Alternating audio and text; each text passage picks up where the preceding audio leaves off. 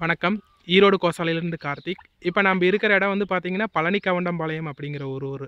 Namakkal district. இங்க ஒருத்தரு நாட்டு மாடு வளர்த்திட்டு இருக்காரு. அவர்கிட்ட கேட்கும்போது அவரு டிஃபரண்டான கருத்து, அதாவது ஆதி காலத்துல மக்கள் எப்படி கருத்து சொன்னாங்களோ, அது மாரி கருத்த வந்து அவரு சொன்னாரு. இப்ப அது அவரோட கருத்து வந்து உங்களுக்காக.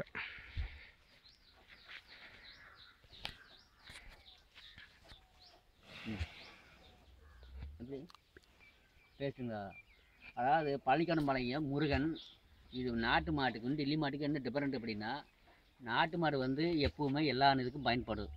டில்லி மாடு வந்து பாலுக்கு மட்டும்தான். ஆனால் பால் கறவை தான் அதிகமாக வரும். அப்போ நாட்டு மாடுடைய டேஸ்ட்டே வராது. டில்லி மாட்டுடைய பால், நாட்டு மாட்டுடைய பால் வந்து மனிதனுக்கு வந்து உடம்புக்கு நல்லது.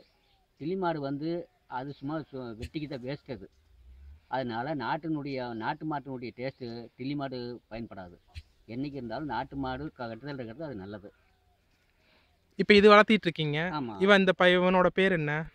இந்த இது ஏதோ ஒரு பேர் வச்சுக்க வேண்டியது நான் சரி, நீங்க வந்து இத பத்தி சொல்லுங்க கொஞ்சம். நீங்க வளர்த்துறீங்க. அதாவது ரொம்ப சந்தோஷமா இருக்கு. நாட்டு மாடு நல்லா இருக்கு. நல்லா வளர்த்திட்டு இருக்கீங்க. அதாவது இது பிறக்கும்போது பிரதோஷம் அன்னைக்கு இந்த காலை பிரசவானது. அந்த அன்னைக்கு வந்து அதாவது ஒரு சோசியர் இந்த அன்னைக்கு நம்ம வீட்டில் குடியிருந்தார். அவர் இருக்கும்போது காலையில் எந்திரிச்சோடனே மூஞ்சிகளும் வந்தார். பொழுக்கள் கிளம்புது. ஐயா என்ன கண்ணு இறங்கிடுது அப்படின்னாரு. ஆமாங்க அப்படின்னு. என்ன கண்ணுன்னா அப்புறம் காலை கண்ணுங்க அப்படின்னேன். சரி அப்படின்ட்டு அப்போ மூஞ்ச கழுவுனோடனே போய் பஞ்சாங்கத்தை எடுத்து பார்த்தாரு. ஐயா அந்த கண்ணு வந்து பிரதோஷம் இன்னைக்கு சூரிய உதயம் ஆகும்போது சரணம் இருக்குது. நட்சத்திரம் அப்பேற்ப நட்சத்திரம் உருவாகிருக்குது. இந்த கண்ணை எக்காண்டு கொண்டு யாருக்கு கொடுக்க வேண்டாங்க.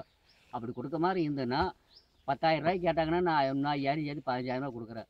ஆனால் உங்கள் கட்டத்தில் இருக்கிறது உங்கள் மாடு வந்து உங்களுக்கு நல்லது. இந்த மாட்டை அடிக்க வேணாங்க. நல்ல முதல்ல குழந்தைய வளர்த்த மாதிரி வளர்த்துக்க அப்படின்னாரு.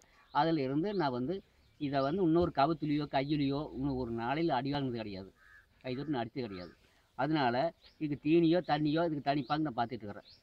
குழந்த மாதிரி இதை அந்த அளவுக்கு இந்த காலையும் நிர்வாகம் வந்து நல்லா ஒழுக்கமாக நடந்துக்குது. ஒரு பாய்ச்சலா ஒரு இடிக்கிறதா ஒரு உதைக்கிறதா எந்த இதுவும் கிடையாது. குழந்த மாதிரி நல்ல பாசான்பாக இருக்குது. அதனால் அந்த காலையும் பள்ளி எனக்கு அவ்வளோ ஒரு சந்தோஷம் புரியும். சரி, இப்ப மாடு வாங்க உங்ககிட்ட ஒருத்தங்க கருத்து கேட்குறாங்க. நீங்க அதாவது அவங்க கிட்ட எது மாதிரி மாடு வாங்கணும் அப்படின்ட்டு நீங்க சிபாரிசு பண்ணுவீங்க? மாடு வாங்கணும் அப்படின்னா நாட்டு மாடு நல்ல காய்கறி. இந்த மாடு சாடை இப்படி காலைக்கிறது இதே மாதிரி சாடு இருக்கணும். கும்மல் கட்டு போகணும். மாடு உடம்பு கட்டு வேணும். மாடு ஒட்டி நல்லா பிடிச்ச மாதிரி உடச்சல் இல்லாத மாடு நல்லா அச்சடையாளமாக கொம்பு சைஸில் நல்லா இருக்கணும். கட்டடம் நல்லா இருக்கணும். கலர் நல்லா இருக்கணும். அந்த மாதிரி இருந்தால் பண்ணால் கட்டுத்தரைக்கு நல்லா இருக்குது நம்மளுக்கு.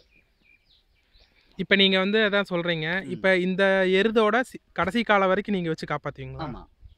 இப்ப நாளைக்கு இதோட கடைசி காலம் முடிஞ்சிருச்சு அப்படின்னா இது என்ன பண்ணுவீங்க? இது என்ன பண்ணுவேன் அப்படின்னா பார்த்து போட்டு அவர் ஜோசியரை கூப்பிட்டு அவர் என்ன சொல்கிறாரு அதை வந்து குவையில் இறக்கலாமா. அதாவது புளி பறித்து அதுக்கு வந்து உப்பு கொட்டி அது ஒரு குவையாக இறக்கி அது மேலே வந்து மேடை கட்டி ஒரு காலை மாதிரியே ஒரு உருவு பண்ணி அதை நம்ம வந்து ஒரு அமாவாசை சஷ்டி விரதத்தன்னைக்கு நம்ம ஒரு தேயம் போட்டு கும்பிட்டுட்டு வரலாம். அது நல்லது. பரவாயில்ல, உங்களோட கருத்து ரொம்ப சந்தோஷமா இருந்தது. நல்ல விஷயம் பண்றீங்க. இன்னும் நல்லா பண்ணுங்க. எங்களோட சப்போர்ட் நாங்க உங்களுக்கு பண்ணி தரோம்.